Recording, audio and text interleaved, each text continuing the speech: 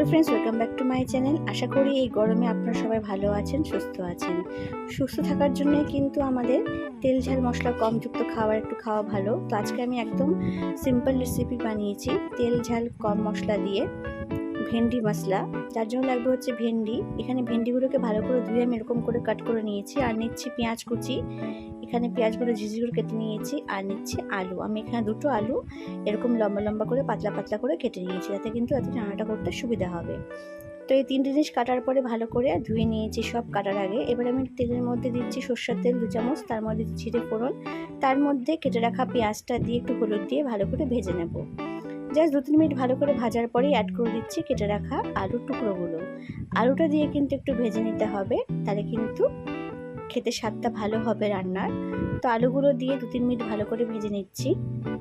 এবার মোটামুটি ভাজার পর আমি এর মধ্যে কেটে রাখা ভেন্ডিটা অ্যাড করে দিচ্ছি। দিয়ে দিচ্ছি স্বাদ মতো অল্প লবণ, দিচ্ছি এর মধ্যে 1 চা চামচ জিরে গুঁড়ো, 1 চা চামচ ধনে গুঁড়ো, একটু আমচুর পাউডার, একটু কাশ্মীরি লঙ্কার গুঁড়ো, আর আমি গোটা কাঁচা লঙ্কা দিচ্ছি। আর দিচ্ছি এখানে পাওভাজি মশলা আর অল্প ব্যালেন্সের জন্য দিয়ে চিনি। পাওভাজি মশলাটা হচ্ছে অপশনাল, কিন্তু দিলে কিন্তু ভীষণ ভালো লাগবে। আর যদি পাওভাজি মশলা না থাকে, তাহলে আপনারা যদি চিকেন বা মাটন খেয়ে থাকেন তো চিকেন কারি মশলা দিলেও কিন্তু ভালো লাগবে এর মধ্যে। তো মশলা দিয়ে ভালো করে তেলের সাথে নাড়াচাড়া করে একটু ভেজে নেব।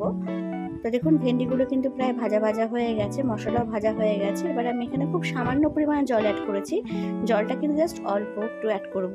জলটা অ্যাড করে 2-3 মিনিট কভার দিয়ে কুক করে নিয়েছি। তো দেখুন কুক করার পরে কিন্তু খুব সুন্দর মাখা মাখা হয়ে গেছে এবং খুব সুন্দর করে সিদ্ধ হয়ে গেছে। জাস্ট জলটাকে শুকিয়ে নেওয়ার পরে সব কিছু সিদ্ধ হয়ে যাওয়ার পর নামানোর আগ দিয়ে ধনেপাতা ছড়িয়ে দিচ্ছি। তো ফ্রেন্ডস, তৈরি হয়ে গেছে সিম্পল উপায়ে গরমা গরম ভেন্ডি মশলা, যেটা কিন্তু গরম গরম ভাত বা রুটি পরোটার সাথেও খেতে কিন্তু ভালো লাগে। এটা অবশ্যই বলবে আবার বাড়িতে ট্রাই করার জন্য। ভালো লাগলে প্লিজ কমেন্ট করে জানাবেন, and please support my channel. Video দেখার জন্য সকলকে অনেক থ্যাংক ইউ।